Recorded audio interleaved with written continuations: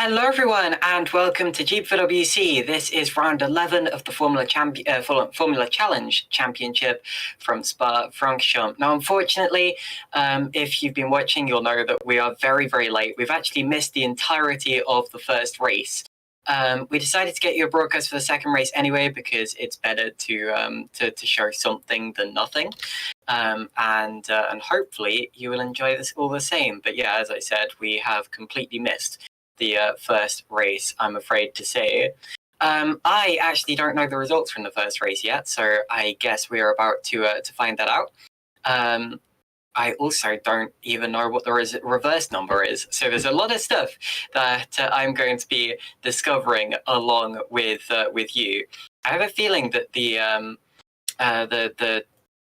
winner has been posted in the Formula Challenge chat, so let me go and look back at that quickly, see if I can figure some things out. But yeah, this is a slightly chaotic broadcast, and unfortunately, it's not been going well so far. But anyway, we're here, and thank you for patiently waiting. As you can also tell, you don't have your normal commentators here today. I'm stepping in for this round because Mano Klon and all of the other people who have covered Formula Challenge in previous races unfortunately couldn't make it today. So literally everything about this broadcast and setting up for it has been chaotic so far, but we're getting on with it anyway. Apparently the race 1 was won by Darius Andre for TCS Off. So Darius Andre winning race 1, and Darius, of course, I believe missed the last round. So welcome back to Darius, and what a way to pick up where he left off in this championship, as he's been one of the most competitive drivers so far. Didn't get a chance. Probably, I mean, may have taken the lead of the championship last time out if he was here, but he wasn't, so he didn't end up getting a chance. Let me get open the driver standings as well, so I can take a further look. But anyway, so Darius Andre won race 1. 1.1 seconds ahead of Jake Dennehan. So it was a TCS off racing 1-2. That is fantastic for them. Then it's Damien Scaron in third place, followed by Scott Mitchell, Mike Quinn, Joseph Herlock, Kevin Morville, Matthias Kozowski, Tom van der Voort, and Michael Tuamala making up the top 10. And then it was Luke Mitchell, Jack Nichols, Wouter de Bruin, Tommy Koivunen, and Bruno Souza Ferreira rounding out the points finishes. So that's how race 1 looks. And we're about to see race 2. Of course, race 2 has a partially reversed grid, numbers selected between 10 and 15, and that number of cars is swapped for the starting order. And that's how they decide where the cars start for the second race, which incidentally is exactly as long as the first race. It's going to be 11 laps, just as it was in race 1. And over the 7.004 kilometer track. Incidentally, 7.004 kilometers is actually ever so slightly above the maximum allowed length for a Grand Prix circuit by 0.04 of a kilometer. You're supposed to only design tracks up to 7 kilometers rather. 7 meters would be rather short. But due to Spa's historic status, and the fact that it's only just over, it is allowed to host Grand Prix nonetheless. Anyway, bit of a long hold, bit of a long warm up before the start of the race. I presume that they're waiting for someone to come back, maybe, or just waiting to set something up that hasn't quite gone right. Not entirely sure. Yes, Chris, the race director, says that they are waiting for the return of Jessica Pelletier, who obviously has dropped out of the session. 28 drivers here so far, so there's going to be 29 at the start of the race if Jessica's able to make it back, and they are. So it looks as if we are going to get the second race underway any second now. So the grid order is being selected. Let's see if we can work out what the reverse grid number was at the end of all of that. So of course Darius Andre won race 1. Where's he started? Right, there we go. It looks as if the session is switching over now, and any second we will see it's 10, so it's the minimum number of drivers are being switched, meaning that Darius Andre, race 1 winner, will be starting from 10th on the grid. Michael Tuamala will be starting on pole position here, followed by Tom van der Voort, and then Matthias Kozowski, Kevin Morville, Joseph Herlock, Mike Quinn, Scott Mitchell, Damien Scaron, Jake Dennehan, and Darius Andre, the top 10. And then the rest of the field will be exactly as they finished in race 1. After those top 10, we have Luke Mitchell and Jack Nichols, very famous grid sport commentator who I look up to very much, and commentating with him was one of the highlights of my commentary career so far. And Wouter de Bruin will be going from 13th place in the Academy car. And then Tommy Koivunen, Bruno Souza Ferreira, Ben Willis, Chris Gitsov, Joshua Lopez, Darren Halsall, Stefan Schreider, Alessandro Valente, Ruben Machedi, Jessica Pelletier, Maciej Sandak, Remco de Joux, Dylan Platt, Kenny Leibier. Interesting to see Kenny back. I was talking to Manu Klont before this round, and he was saying how he remembers Kenny from about 8 or 9 years ago, racing with these guys in GPVWC. So a welcome return for Kenny Leibier. And we do still have quite a few people from that era. As I said, Manu Klont being one of them, and he's racing for Manu Klont's Academy team today. So I'm sure that he will see a few familiar faces around. Behind him, Bradley Sellers, and then from the back, Mike Bell, who incidentally is another driver that's been part of GPVWC for a very, very long time.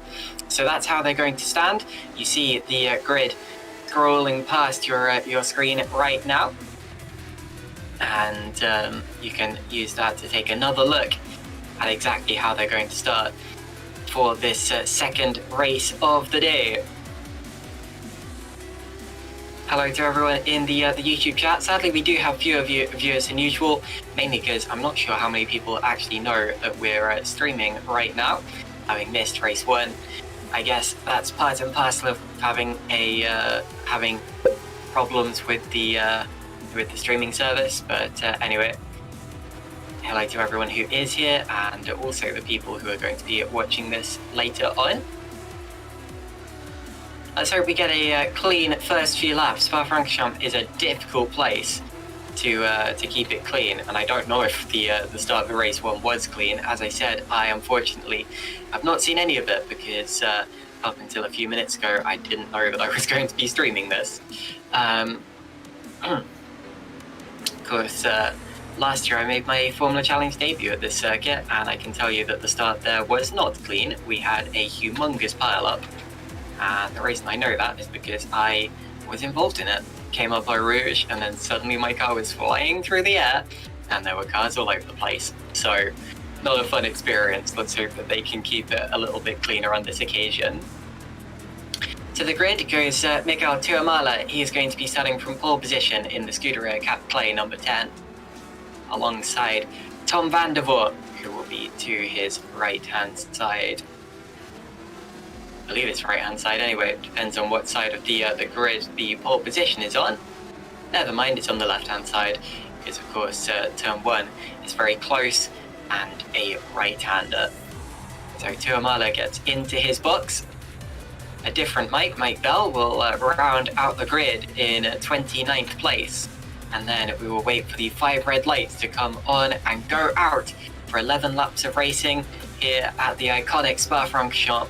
3 lights, 4 lights, 5 lights, and away we go at the front. It looks as if Tuomala's got a decent start, little bit of wheel spin, but he'll be okay. Slightly dropping down is Mike Quint and Kevin Morville, and now it gets hectic as we come into the hairpin at turn 1, La Source. Looks as if everyone relatively clean for the time being, little bit of bumping and banging further back, but no one going round. Now up into the Eau Rouge Radiant complex, it's Tuomala leading. Van der Voort is going to get a mega slipstream. This, of course, one of the biggest and longest straights of the calendar. Gajowski has the best run of the top 3. He's going to go alongside with Van der Voort. And maybe, oh, wow, it looked as if they were going to go 3 wide into turn 1. Tuomala, oh, locks up. There's contact for the lead. Gajowski might benefit from this. Oh, and Tuomala almost comes right across in front of him there. That was a very close one, but there was contact between Tuomala and Van der Voort, and they've only just got away with that. Stefan Schreider is off at the back, and he's lost his front wing. So our first casualty is Stefan Schreider. Back to the front of the field, Gajowski was looking very racy at the start there. Now, I often say about Spa-Francorchamps in the junior categories that the majority of the lap is just waiting before you get back to the extremely long Camel Straight. Again, slight contact between Skoron and Denahan over 8th and 9th position. They just about get away with it. The DTS off guys are right together, just as they were at the end of the first race, with Denahan still ahead of Darius Andre as they started. But yeah, most of the track here is just waiting to get back to the straight again, because on that straight there are changes every single time, and very commonly for the lead of the race. Tuomala, Gajowski and Van der Voort heading all together down into the bus stop chicane, which technically isn't even a bus stop format anymore. Mike Quint just got up to 5th place, passing Scott Mitchell, and Kevin Morville may benefit from this as well. He's found himself on the inside lane for La Source, the tightest corner of the track, and that looks like it's going to be an overtake. Oh, contact, more contact.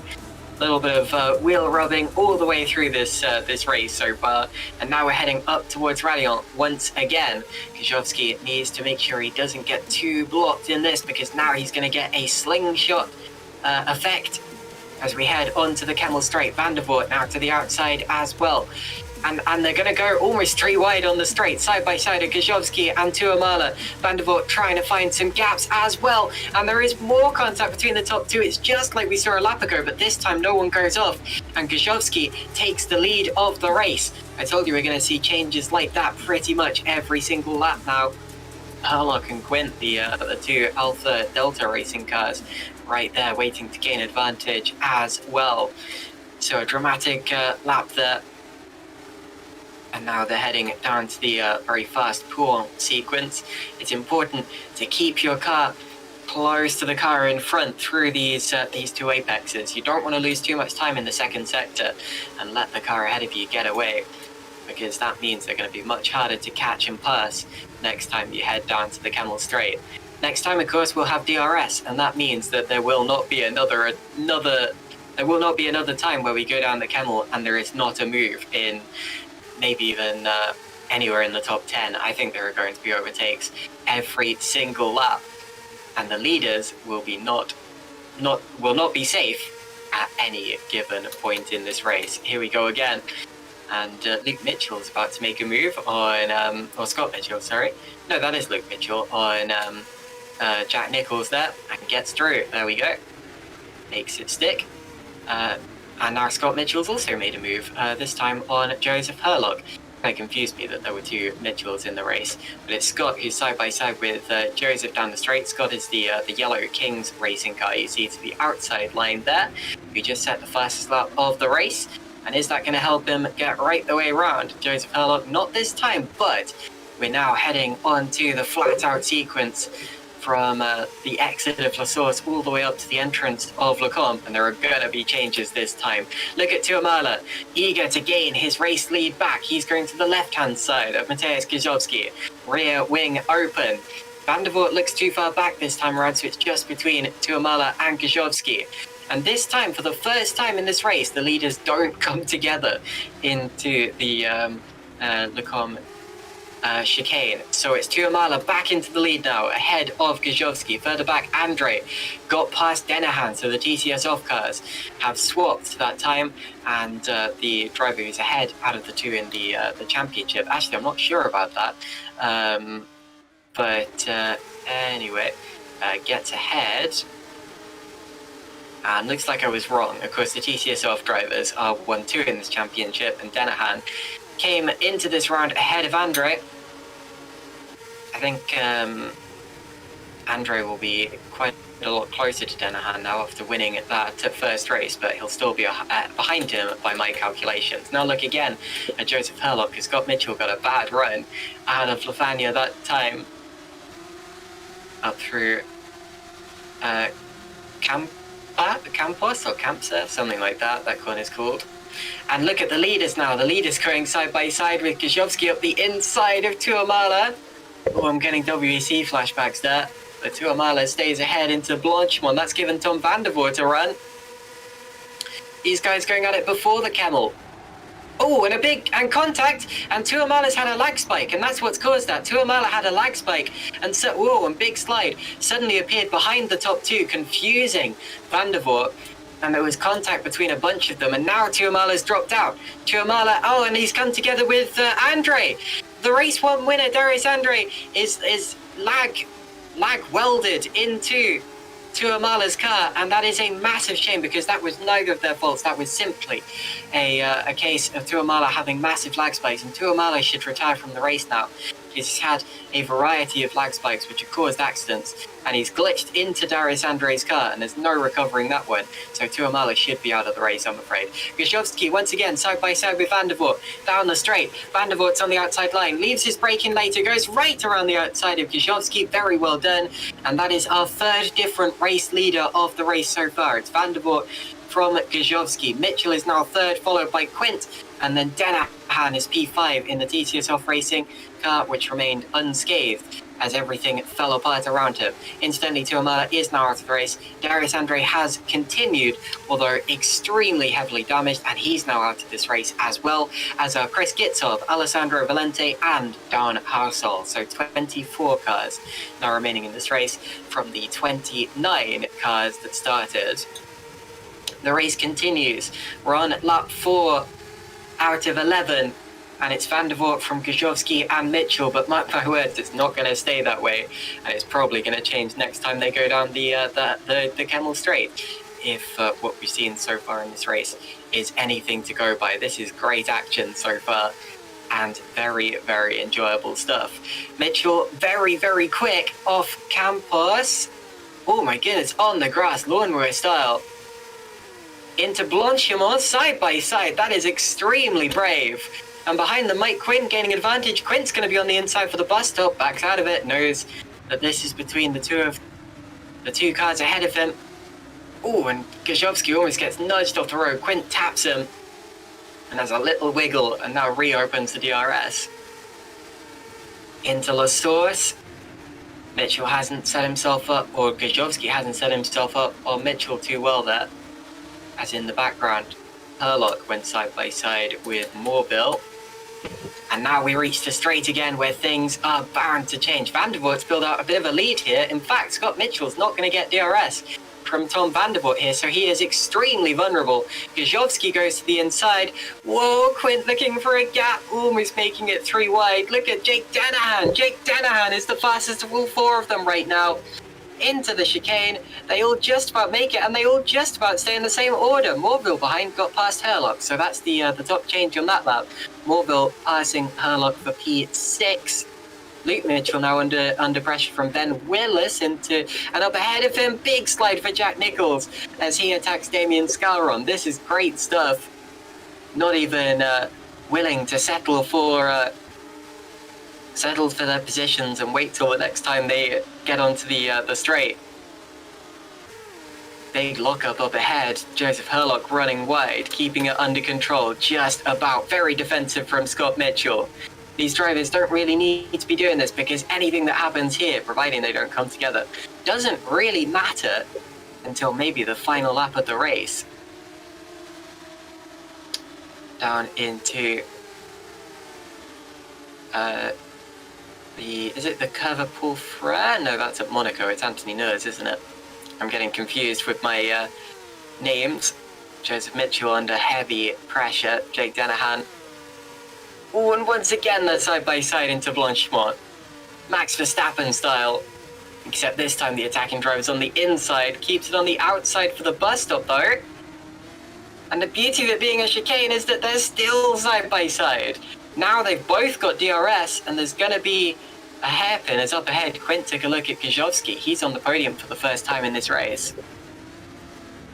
And it's Mitchell who gets the inside, but maybe he won't even want to be ahead right now, because now we've got the fast bit again. Here we go, Radiant coming up. Don't go too wide here. Oh my goodness, he's going for it. Whoa! Almost Mark Webber style, backs out of it. And now we get the DRS involved. Quint is definitely going to get alongside Mateusz Gajowski here. Here he is, inside. Or outside, I should say, left-hand side. They are very nearly rubbing wheels. There will be sparks coming off the two in real life. And he gets through, so Mike Quint is second. Behind him, Mitchell and Danahan stayed in the same order. Herlock now back ahead of Morville. Nichols and Luke Mitchell side by side once again. Luke Mitchell still comes out ahead. Scaron trying to go around the outside of Morville. 5 laps to go. Battling going on in the lower parts of the points paying positions as well. Meanwhile, Jessica Pelletier is out of the race, I'm afraid. So 23 drivers remaining. Whoa, big slide from Mike Bell. Just about saves that. He's a long way out of the points, I'm afraid to say. So we're just over the halfway point in this race, and Gajowski loses it, and that is a big impact into the wall. Does everyone avoid him? I think he's going to be okay. He reverses off the racing line just as 2 cars come through side by side. That could have been so much worse. And Gajowski is probably out the race now. May just be waiting for a gap in the traffic. Doesn't want to pull out in front of someone, but he is going to drop right to the back, and he's going to have no front wing. So that is a big mistake from Mateusz Gajowski, and a very costly one, which is going to not just take him out the podium places, but out of the points as well. Up in front, Quint has caught back up to Tom Vandervoort, so the lead gap is now less than a second again, and we once again have DRS involved. Jake Danahan is further back, although we know how fast he is. The championship leader is in 3rd place and will be catching the top 2 if he can pull away from Scott Mitchell, or maybe use him to slipstream his way up. Right on we go. Onto the straight once again. Let's watch the leaders. Quint's going to have the DRS. He's about half a second behind, but I know that you can gain that on this straight, providing you have the right setup for it. He's gaining. Vandervoort goes defensive. In the background, Mitchell going for it. And Tom Vandervoort keeps the lead. Mitchell's up to 3rd. So Scott Mitchell is in 3rd position now. using the rear end to turn the car into the into Lecomte. They both touch the gravel ever so slightly and get away with it. Ben Willis goes defensive. Jack Nicholls, whoa, and almost three wide into Brissell. Dylan Platt around the outside. And that's only over 10th position. Goodness me, this is great stuff. I wish I was out there with them, to be honest. And if anyone's looking for a spare driver, I know that's a cheeky plug, but anyway. Dylan Platt going for it again on the exit.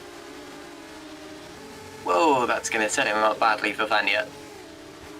Just about under control. Up in front, Quint's now within half a second of Tom van der Voort. Heading up into Blanchimont. Could be an opportunity, actually, to get up the inside into the bus stop, but does he want to? Because then he's going to be under all sorts of pressure down the DRS straights, isn't he? Gaining. Some drivers will go for it here in a dive bomb maneuver. Quint holds back, and I'm not really surprised. Because first of all, you risk coming together, and second of all, it's probably better to be behind at this point. Dylan Platt has now got past Jack Nicholls. Also has the fastest lap of the race, incidentally, so well done to Dylan Platt. Although not for much longer, because Damien Scaron has just nipped to that in 6th position, fighting hard for 5th with Joseph Herlock, who himself is in DRS range of both Jake Dennehan and Scott Mitchell. Right, now down the straight once again. Van der Voort and Quint, will there be a change between the two of them? Probably. Here comes the DRS open. And Van der Voort doesn't even try to defend this. He knows how much faster Quint is going to be. Quint goes through and takes the lead of the race once again. Does he keep it on the road? Just about. In the background, Jake Dennehan's up to 3rd. So Dennehan up to 3rd ahead of Scott Mitchell, and Scaron there got past Joseph Herlock in the process. So it's all changed in the top 6. Quite literally.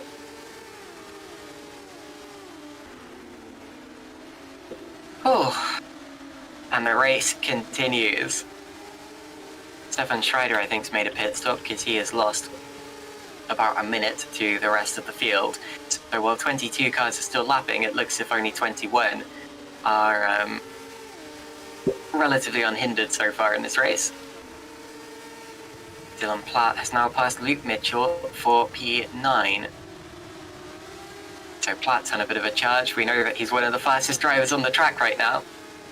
In races like this, you often see the fastest lap being a little bit of a lottery. It all depends on how lucky you get with the slipstream, and often you see the fastest lap coming on a lap where you've made an overtake down the Camel, simply because of how powerful the slipstream and the DRS actually is. It's like an IndyCar race, really.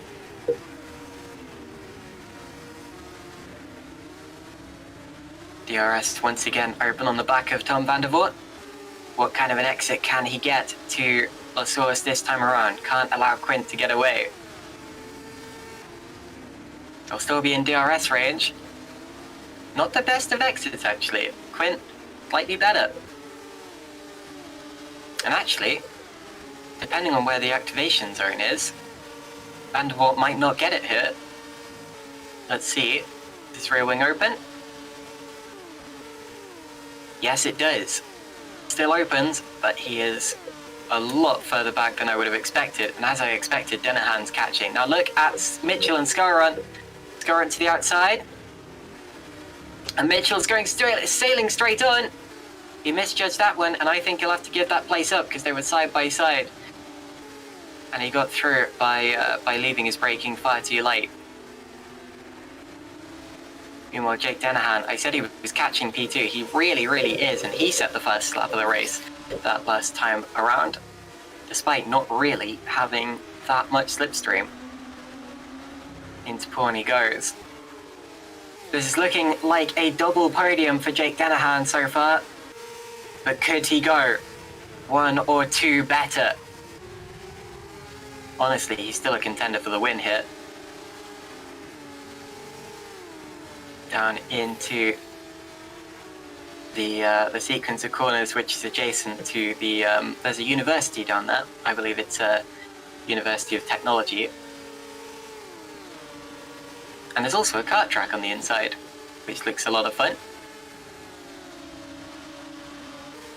Further back, side by side between Joshua Lopez and Tommy Koivunen, that's for P13. So wherever you look in the points, people are going at it, hammer and tongue. This is great fun to watch. Oh, and Lopez keeping that on the outside, finding the traction. Great stuff. Oh my goodness, Toivonen coming back in the braking zone. Wasn't expecting that. That caught me off guard. And he's got through. Nice one. I'm following him through that. That's Ruben Machete. So Lopez goes from 13th down to 15th. Now Denahan has his best chance yet of getting up into second position in this race. He started only P9. And he's going to get up to P2 here if he has the straight line speed. DRS open. They've both lost the back of Mike Quinn. Through goes Denahan. Skoron now is up to P4 ahead of Mitchell. And yes, Denahan gets his car under control. He's now P2. Excellent stuff. So can Jake Denahan catch up to Mike Quinn? He's got 2 seconds to gain in 1.5 laps. It's gonna be very tough. It's gonna be very tough. Unless Mike Quinn makes a mistake. And Denahan's gonna be absolutely going for it. He can sniff the opportunity here. He knows that this race is not over yet. Also, Damien Skoron could get on the podium here. He has been flying these last few laps, just gradually climbing up the order. I remember at the start of the race, he was fighting for about 10th place. And now he is in P4 in that Team Furlich car.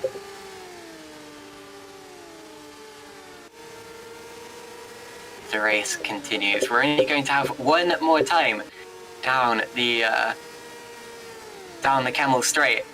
And that could be crucial for so many battles in this race. There are more overtaking opportunities on the lap.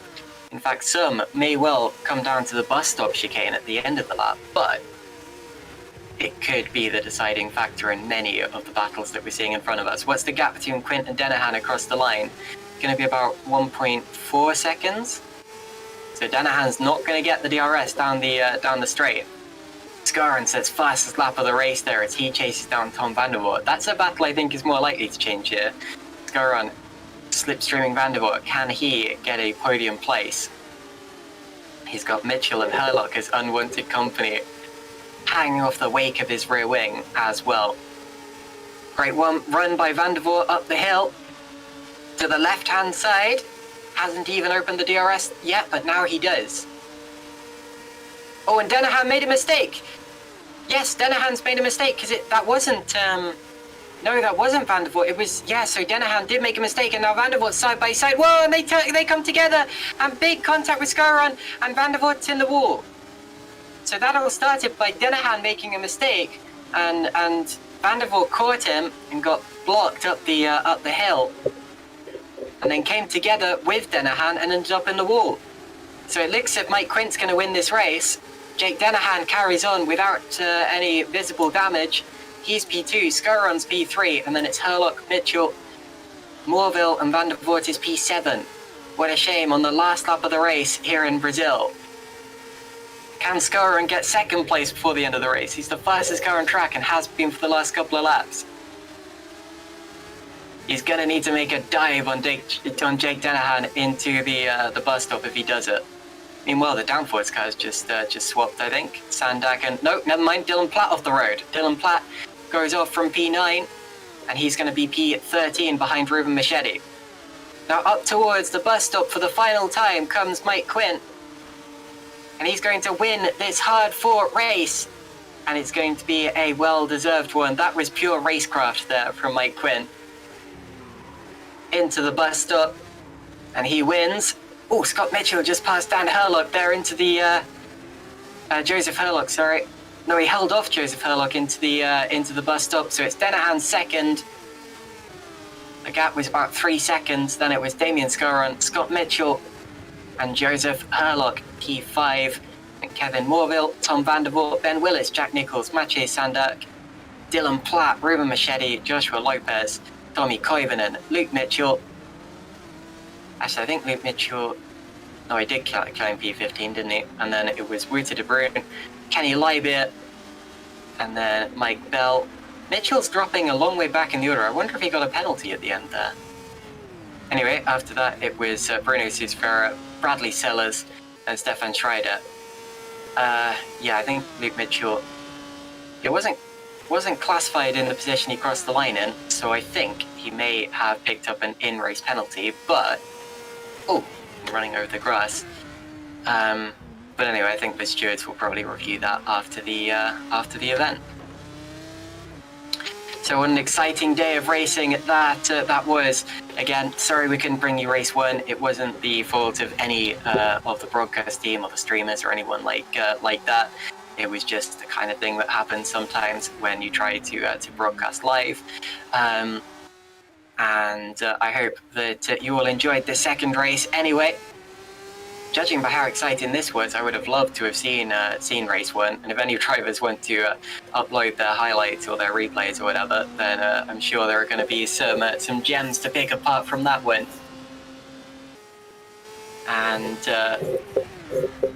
having not seen race 1, it's difficult for me to pick a driver of the day, but a double podium for Jake Dennehan, second in both races, has got to be a strong contender. Let's talk to some of the drivers, shall we? First to pop in is Dylan Platt, so let's snag an interview with him quickly. Dylan, P11 we just saw there, but you were in such a fight there in the midfield for the entire race. Yeah, it's a pain really, you know. To put such a I can't speak right now. It's okay. Well, we saw you going off into the gravel later on. What happened there? Just Ben Willis doing Ben Willis things, you know. So there was a collision. You know, I'll look at it later to see who's at fault. You know. Okay, and I'm sure the stewards will look at that as well if you report it. Now, as a stream, we actually missed race 1. I'm afraid we didn't see it due to streaming issues. How was your race 1 and what happened in it? Yeah, I started from pole after the lap of all laps for me, you know, and my teammate helped me a lot with the slipstream, you know. But then I maintained the lead, and next thing I know, my screen goes black and I'm in a wall, you know, and then I start P26. And you sound rather tired. Is it because of the heat, or are you just disappointed? It's well, as we all know, right now it's incredibly warm. Tell me about it. And I'm just frustrated and annoyed at how this race went, you know. By the way, if anyone's wondering how hot it currently is in the UK, my thermometer in my room is currently registering 30 Celsius, which is more than I was meant to deal with in the comfort of my own home. But anyway, thank you for talking to us, Dylan. Yeah. Bad luck in race 2 there, and I guess good luck for next time. Yeah, Monza should be good. We'll be looking forward to it. Okie dokie. Well, we are going to have to wait a long time, I'm afraid, for Monza. That's actually coming up after a break. Actually, if I get the calendar up quickly, I can tell you when the break is. But it's the 17th of August that the Monza round is going to be taking place. So if you're a Formula Challenge fan, which I presume you are, if you're watching this, then make sure you come back for that and set your alarms or whatever, because that is going to be a fun one. It is a shame though that we're going to have to wait a little while longer than usual. By the way, that is 4 weeks by my calculations. Yeah, and can I say something quick? Yeah, go ahead. Yeah, and as per usual, thanks to Tom Ely for the amazing setup. You know, as per every week, he's relentless at it, you know. Yeah, Tom Ely, of course, makes some very good setups. A lot of people use his setups. Okay, thank you, Dylan. Next up, we're going to talk to one of the drivers who was quite competitive up the head of the order in that race. Joseph Herlock. Joseph, you there? Yeah. Jolly good. So you were in the thick of the action. To be honest, so was everyone in that second race there. But so many overtakes, so many defensive maneuvers, and you seemed to be side by side every time I looked. How was it? It did feel like that. I had good pace in the corners, but I was running far too much wing. So down the straights, it was a case of just going back to side by side. And did you enjoy the circuit as a whole and the round as a whole? Yeah, I didn't mind it. Yeah, it's quite a good track. Well, you were talking about setups there. Of course, next time out in or after the summer break, we're actually going to Monza, which of course is another very high-speed circuit with some ridiculous straights. I take it you know what to work on for that round. No, I just have people to make them for me. Fair enough. I take it you know what to request for that round then. Yes, straights, please. Indeed. Oh, actually, we also as we missed race 1 on the broadcast. I'm not sure if you know, but yeah, we unfortunately missed race 1 due to some streaming difficulties. Could you quickly talk us through what happened in race 1 to do with you and your particular race? It was quite similar to race 2, side by side all the time. A bit of good fortune, and I qualified a bit below what I had pace wise, and I was able to go up from I think 11th to 6th. So, but there was just a lot of action. You couldn't drop anyone because you'd have to do a second in a lap, or they were back by your side at the end of the straight. Yeah, absolutely. It certainly seemed to be the case. Anyway, thank you for talking to us, and good luck in 4 weeks' time now at Monza. Thank you very much. I'm not sure if any of these drivers will remember me wishing them good luck in 4 weeks, but anyway. And finally, because I think we only really have time to talk to one more driver. Mike Bell, you're always fun to interview. How are you? Hi. All right. Jolly good. So how did you find the circuit today? Very much a race to forget, if I'm honest. But no, circuit was fine. Just one of those unfortunate things in race 1. You know, didn't even manage to get across the start line. Something happened a little way up, and the domino effect just plants you in a wall, and then your finishing streak ends after like 8 years. But well. Oh wow. So, yeah, hadn't had a crash-related DNF in the career ladder since Silverstone Formula Challenge in 2013 up until today. So that is sad that's over with. Crazy. But, yeah. Yeah. I had a disconnect from a Supercut race in the middle of that, but yeah. Luckily for you, no one noticed because we all missed race 1, I'm afraid. But yeah. Anyway, well, race 2 wants to write home about either, to be fair. Yeah, he did seem to be having a fair few difficulties out there, but at least it was a bit cleaner. Well, I rolled backwards and jumped the start like a bit of an idiot, so that kind of that forced me to have to do a drive-through. But that does explain some things, yes. On to the next one, I guess. Indeed, as of course that is 4 weeks' time now in Monza. The drivers. I mean, I'm sure there are some drivers who seem to practice every single day over the summer break, but what are you expecting to do? Are you going to set up a practice schedule or something like that? Genuinely, this season I've been trying to just have as much fun as I can doing these. So very rarely I've been turning up before race day with more than 10 laps of practice. So I don't imagine I'll be doing a whole lot, but I know the server's going to be up and times are going to be tumbling all through those 4 weeks, I'm sure, and I'll be left playing catch up again in come race day. Anyway, thank you very much for the interview. It's always good to speak to you, and good luck in 4 weeks. That's all right. Thanks for that. Okie dokie. So that, unfortunately, is the end of the broadcast today.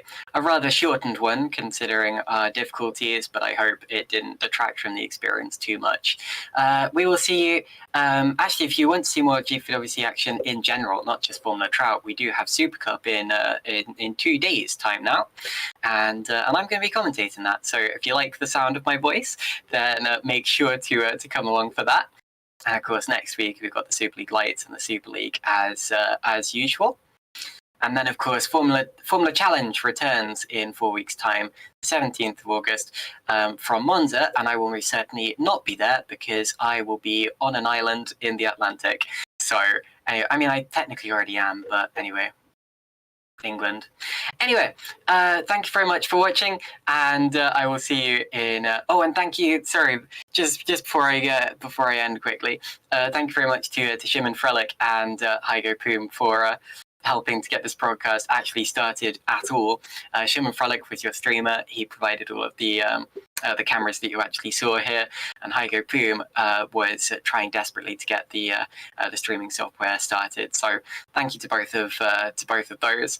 And now, for the second time, I'm going to say thank you all for watching and good night.